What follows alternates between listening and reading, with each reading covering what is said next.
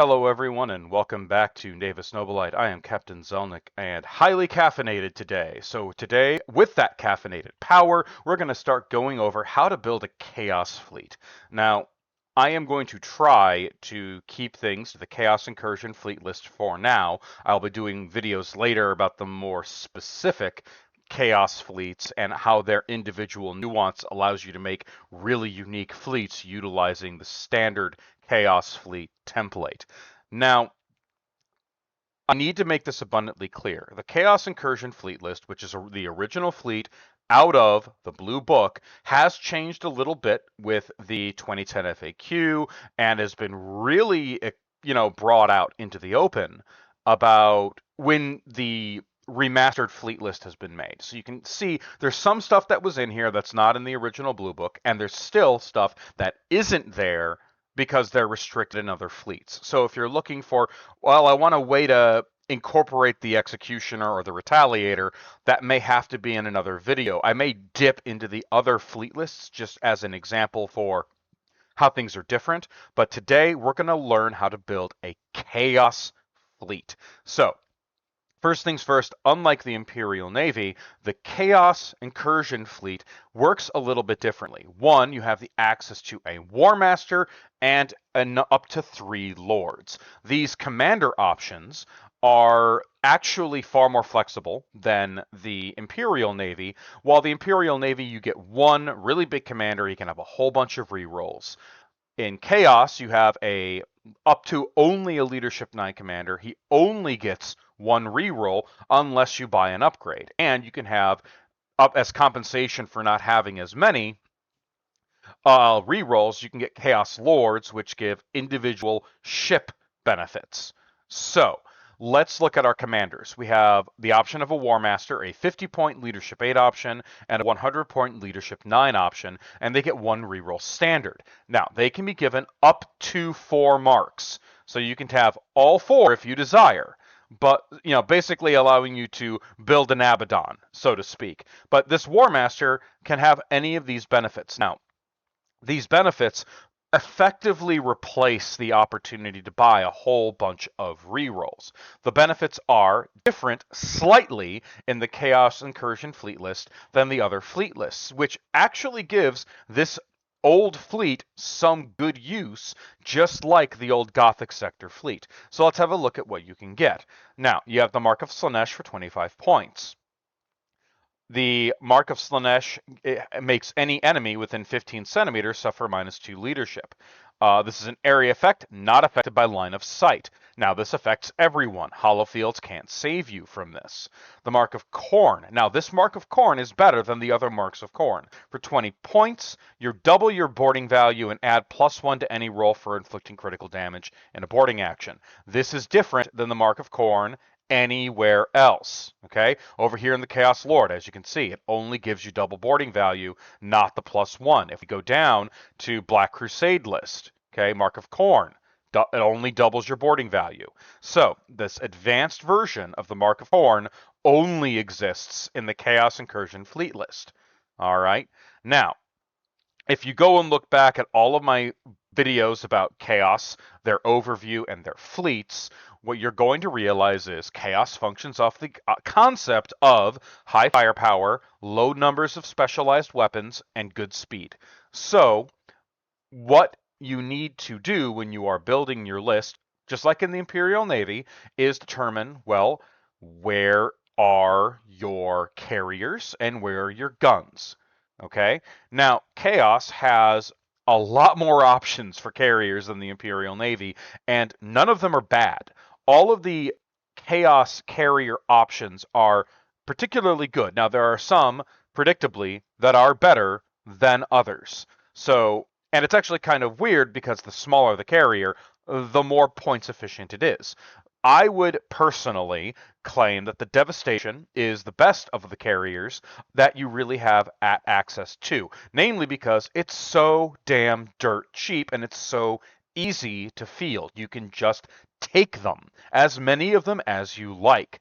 Now, this does not mean that you should always take the Devastation.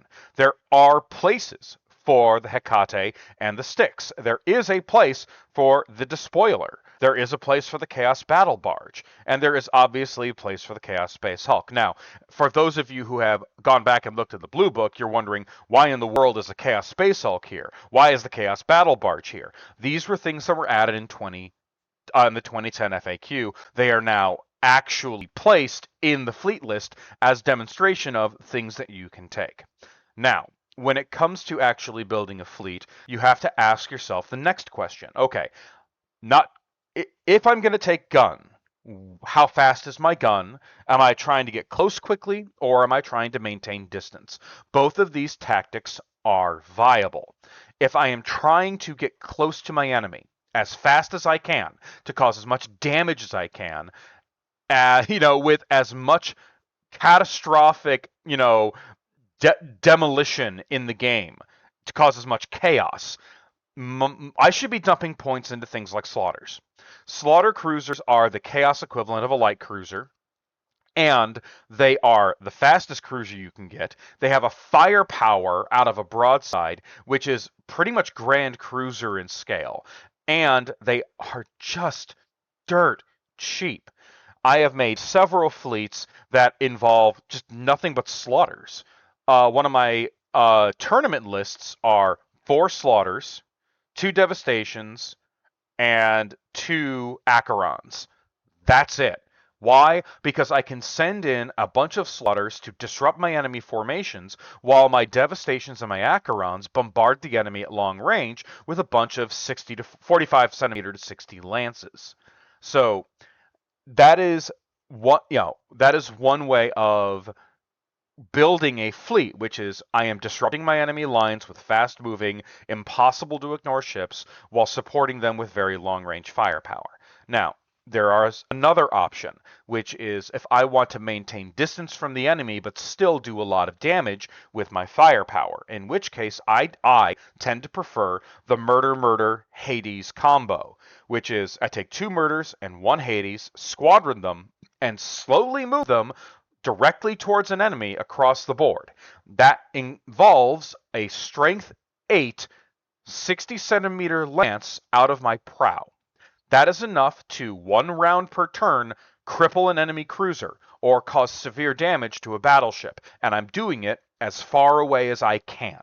If anything tries to come in at the side, they have a strength 30 weapons battery and potentially 2 lances to dissuade them from coming. Now, they're only at 45, but still, most things don't have the range that you have. Now, if you do take that, make absolutely sure that you come in at an angle to the board. So you're coming in at a 45-degree angle to the board edge, so you have a lot of opportunity, if you have to swing around and bring your broadsides to bear. Now, not all scenarios allow you to do that. I'm talking about a standard 20 centimeter deployment, fleet versus fleet game. Now, to reiterate, where are my carriers coming from? Am I putting them into the devastation? Am I putting them into my Hecate or my Styx? Or am I taking a battle barge or a despoiler? Just like in the Imperial Navy, the placement of your carrier determines where your shooting will come from. If I'm going to be placing my heavy cruisers as my carriers, so I'm going to be taking some Styxes or some Hecates, that means I have to take a certain number of standard cruisers to make up for it, which I can very effectively choose between the Murder, the Slaughter, or the Carnage. Well, why am I not mentioning the Inferno? Because ultimately the Inferno is nothing more than a modified Murder, and it's not very good at its job. It's more expensive.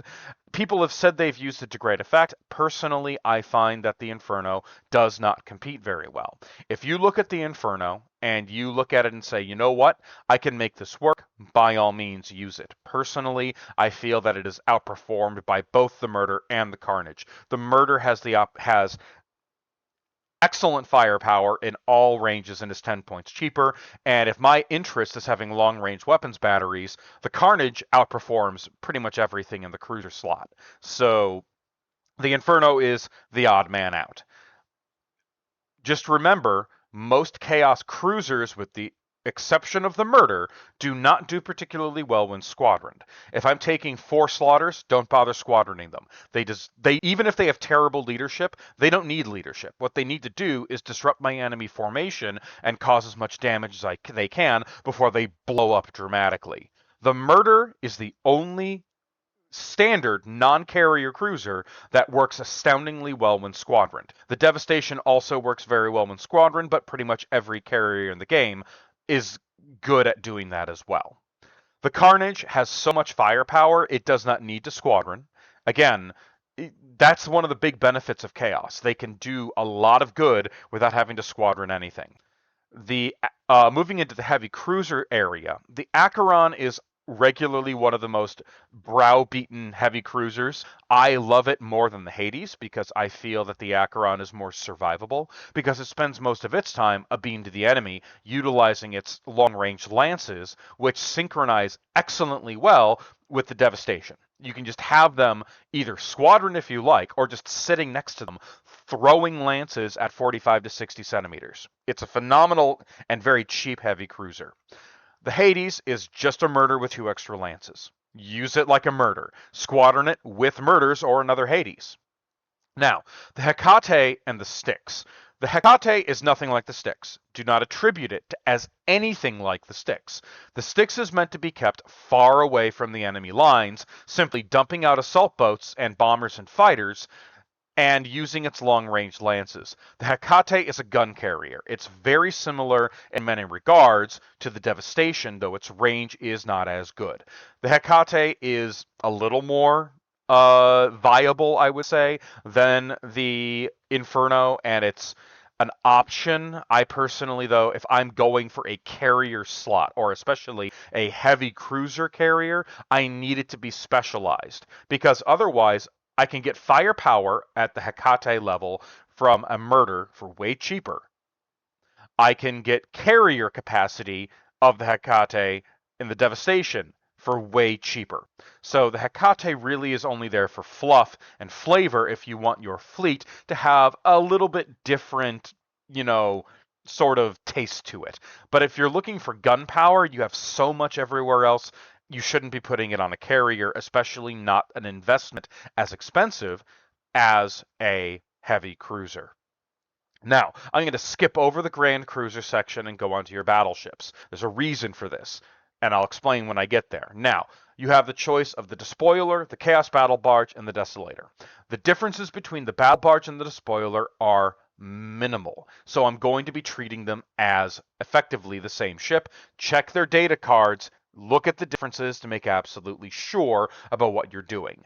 Now, the Despoiler is a quintessential nightmare for anybody on the board. It is a thing that cannot be ignored. It is very tough to kill, and if used properly, you can cause unmitigated havoc in enemy lines. Now, there is an upgrade that, if you can, you should always take, which is the prow torpedo option. The prow lances just don't compare to the prow torpedo. The prow torpedoes allow this ship to go toe-to-toe with just about everything else in the game. It becomes a giant version of the Imperial Dictator, because one reload, which you're going to be reloading all the time on the Despoiler anyway, will reload your torpedoes and your launch bays. And every round, you should be dumping out either fighters or assault boats to either counter enemy attack craft and torpedoes, or disabling enemy ships. Well, why not bombers? Because it is so much more effective to disable an enemy than to destroy them with bombers, because bombers ultimately are really better suited for other areas. Now, the Desolator, it is so cheap. 300 points for a battleship. Now, a lot of people talk about how bad the Desolator is. I actually am going to disagree. The Desolator is one of the best battleships in the game because, one, it's incredibly fast for a battleship. It can keep up with all of your cruisers. It goes 25 centimeters. It is so fast for a battleship. It is almost unmatched in its speed. It is insanely cheap. 300 points for a 12-hit ship with 4 shields. Oh, baby, it's good. And it is good at its job so long as you know what its job is. The Desolator battleship is not meant to be going into battleship duels with other vessels of its class. It is designed specifically to attack smaller ships. Its weapons and firepower are meant to clear out escorts, to punch holes in cruisers, and to hit torpedoes into the sides of vulnerable ships. Because it is so much faster than everything else, it is able to get into those positions to attack on side arc, where its weak weapons battery will actually knock down a couple of shields, or it's meant to stay at maximum distance of beam to the enemy, launching lances at enemy targets, supplementing the firepower of things like murders and devastations and Styxes. So if I were to build a fleet, the first thing that I'm going to ask, again, where is my flagship? So let's have a look at this. Chaos Warmaster must be assigned to the biggest, i.e. most expensive ship in the game. Oh, I almost forgot. The Repulsive Grand Cruiser. Now, I gush about the Repulsive because for its point value and its upgrades, it is the best ship in the game. It has more firepower, more capacity to cause damage, and is just plain and simple, point by point, the best. And it's a fun ship to use. There is a downside to it, however. It is very slow. It travels at 20 centimeters, which means it's going to be behind the rest of your fleet. Now, if you wanted a ship that is more focused on punching things in the nose, as opposed in a closer setting, the Repulsive is going to be a better option than the Desolator. And it's going to be about, I think, 255 points when fully upgraded. And you should always fully upgrade it. You need those 45 centimeter lances, and you need that third shield. Plain and simple. But getting back to your War Master. Now, you must include a Chaos War Master in your fleet if it's 75 points, even if it's worth 750 points or less, which means no matter what, you must have a War Master. And he must be assigned to the most expensive ship. Not necessarily actually the physically biggest. It must be the most expensive. And improve the leadership as below. Which gives you a weird scenario when you take a Styx and a Repulsive. Technically, he'll be on the Styx. Even a fully upgraded Repulsive Grand Cruiser is only 255 points. So if you want him on that Repulsive, well, you're SOL. Unless you take some kind of upgrade to its torpedoes. So bear that in mind. Most expensive does not mean most hits. Okay? Now, which one do I need? Is my War Master going to be on a carrier or a gunship? If it's a gunship, give him an LD8. You're less reliant on things, and cheapness is important. If he's on a carrier, give him LD9. Plain and simple. This is a scenario, unlike the Imperial Navy, where taking the LD9 War Master is a good idea if he's on a carrier, because there are no sensor suites in the Chaos list. Okay? Now, if I am taking a War Master and assuming that it is a carrier that I'm sticking him on, say I'm putting him on a despoiler, we have to look then at what marks I should give him. Now, in this fleet, Mark of Korn, Mark of Slaanesh, Mark of Tzeentch, Mark of Nurgle. The Mark of Tzeentch is always a go-to. It's reasonably costed for a second reroll. Most second rerolls tend to cost between 50 and 75 points. You're getting one for 30. You're going to have two rerolls. That'll usually do you well. Now, what about Chaos Lords? These guys are astoundingly valuable. For 50 points, you have a standard leadership 8. That's great. So say you have a despoiler and you're also taking a repulsive. Well, I want that repulsive to have good leadership. I don't want to have to run the risk of rolling a 1 on my leadership value. So the Chaos Lord on the putting a Chaos Lord on another valuable ship is great, and you can give it a Mark of Tzeentch or a Mark of Nurgle or a Mark of Slaanesh. Now, about the Mark of Nurgle, this has greater value than a lot of people anticipate, because that one extra hit upgrades every single ship that it can be put on, to the point where instead of losing... So, for example, a normal cruiser is crippled when it takes 4 damage. Give it a Mark of Nurgle, you need to do 5 damage in order to cripple it. That's huge. On the Grand Cruiser, instead of 5 hits, I need 6. And on a battleship, instead of 6 hits, I need 7 to cripple it. That can make or break a game. So, Mark of Nurgle, when you have the points, is, I would say, the great number 2 option. Now, the Mark of Slaanesh and the Mark of Khorne, these I would actually say are far more situational, depending on the fluff or the feel of your fleet. If I am putting my War Master or a Chaos Lord on a fast-moving vessel that can get really close to the enemy for effective boarding, or for effective interference with the Mark of Slaanesh, I may put that mark on there. But these are the most, in this fleet, are the most forgettable. Because chaos does best either when it's up in somebody's face and dying and causing chaos through shooting than it does trying to do a knockout drag out fight against an enemy that typically has a 6-up armor. Again, the Mark of Khorne only applies when you board, and boarding is not always easy to do with a fully healed ship. It can be done, though. Mark of Slaanesh is similarly again, you have to be within 15 centimeters. Now, that would be great if you put it on a slaughter, but slaughters are also pretty fragile. So bear all these elements in mind. Now, if you're crippled, these things still apply, so bear that in mind as well. So it doesn't matter if your crippled slaughter limps into the enemy formation, everything there will still be -2 to their leadership, or you'll double your boarding value, such as it is if you're crippled. So, the other option for Chaos War Master at 50 points, if you're doing a gunship vessel, you may want to take the Mark of Tzeentch for that reroll, but you may not need to. It's an opportunity to save points. When I build my tournament list, remember that one with the 4 slaughters and 2 devastations and 2 Acherons, I take no marks at all. Period. I don't take any marks of chaos because they're point stumps that I could fit into more ships. And that does apply to this fleet. More ships is always better. So if I am building a fleet, I would start with, again, determine where my carriers come from. Do I want heavy cruisers, battleships, or cruisers? Okay. Then I work my way to needing it. So say I needed a spoiler class battleship. I need 3 cruisers or heavy cruisers. Okay? Which means I have to go down to the cruiser section first and purchase 3 cruisers in my fleet. That can be 3 slaughters. It can be 2 murders and a carnage. It can be 2 murders and a Hades, which is a great combo, by the way.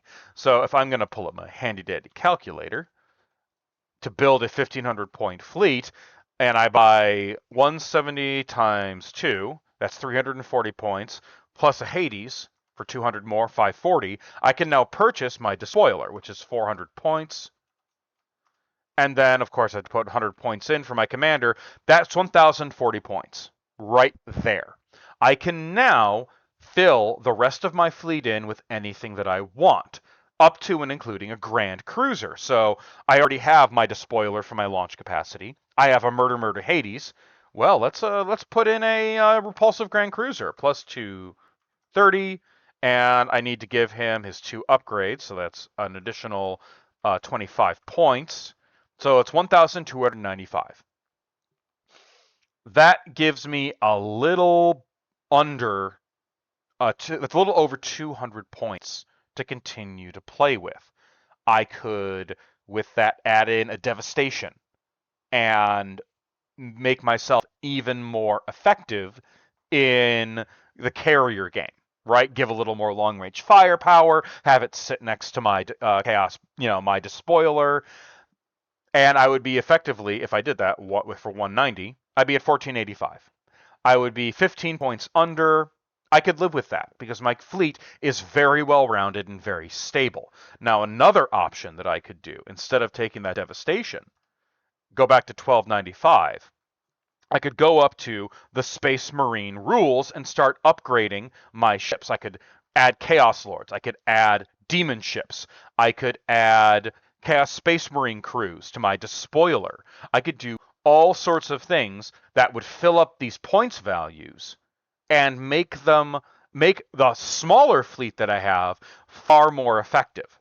at killing my enemy. There's nothing wrong with slapping Chaos Space Marines on a despoiler and then giving it the Mark of Khorne, especially the Chaos Incursion fleet option. Okay, that Chaos Incursion fleet option with this Mark of Khorne is phenomenal. Make sure whatever ship you put it on, that your War Master is similarly on, a horrible nightmare. Because remember, Chaos Space Marines give you +1 to hit and runs. That's our source from that vessel, including your Dread Claws. Okay? So, it is very important, okay, to go back, read everything. Now, I'm going to make another fleet here. Remember, you have also access to your escort squadrons, and Chaos Escorts are excellent. So let's make another fleet. This time I'm going to incorporate escorts. Okay. Now we have our Iconoclast, our Infidel, and our Idolator. The Iconoclast is basically a flechette. Well, not a flechette team. It's a disposable squadron of gunships. They're very cheap, they're very fragile, but they are very fast. The Infidel is your torpedo boat. It's one of the few places you can get torpedoes. And we have the Idolator, which is your lance boat, which has special fancy rules for its weapons batteries, allowing them to fire at 45 without any kind of range gunnery shift. So, let's play with them. Let's say I'm playing Chaos, but I want to play with torpedoes. Okay, so in that regard, I'm going to take a squadron of 6 Infidels. So that's 120 times 2, that's 240 points base. Now, I'm going to be since I'm allocating points into escorts, I'm going to be kind of shifting things around a bit. So I'm going to want my carriers this time to be in my cruiser slot. So I'm going to take 2 Devastations at 190 each. So that's going to put me at 620 points. So that's squad of 6, 2 Devastations. Okay? Now, I have these handy Devastations, but I don't really have a lot of gunpowder. I have my torpedoes, I got my carrier, I don't have a lot of firepower. So, I could take Slaughters, or I could take Murders, or I could take Carnages. You know, I haven't used Carnages in a bit, and I do get some good lances out of those Devastations. Let's cover my weapons battery requirement and get a little more long-range firepower out of those with bringing in a couple Carnage. 180. Let's take a second one. So that's 2 Carnages. So I have 2 Devastations, 2 Carnages, and a squad of Infidels. That's a pretty solid fleet foundation. But I need a flagship. I need something big with a good broad range of options. Now I'm looking at the gun options for mine. I have the Repulsive and I have the Desolator. I'm going to take the Desolator today at 300 points. Okay, so I have a gunship commander.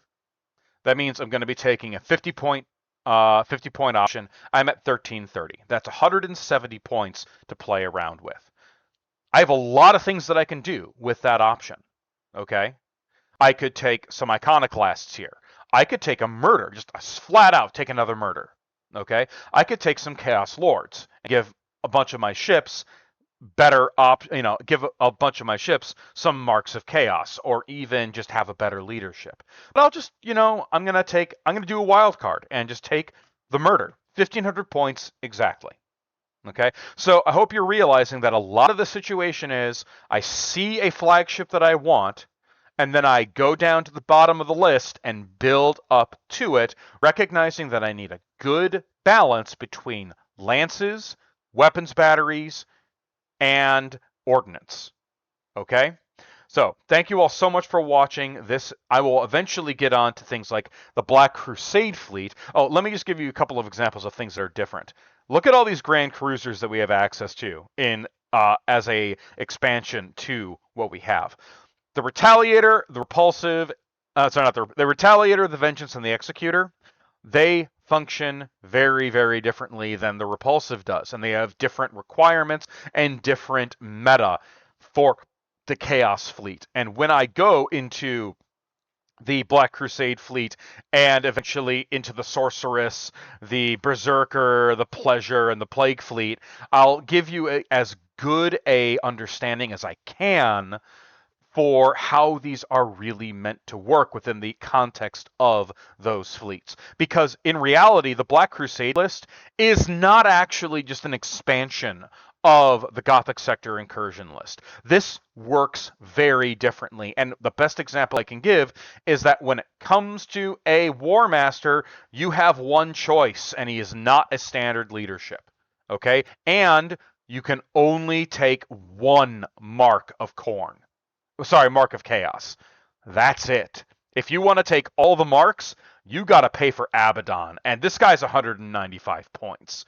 Many people view Abaddon as a bit of a waste because he doesn't actually do that much compared to, say, the previous War Master in the previous fleet, and he's literally the price of a heavy cruiser by himself. If you're playing a gigantic fleet list like a 2 to 5,000 point fleet, Abaddon is worth it. If it's 1,500 points, he is a waste of points, 100%. But that's going on into the Black Crusade list. This was how to build a Chaos Incursion fleet. I hope this was helpful to you all. I'll see you all again in the next video.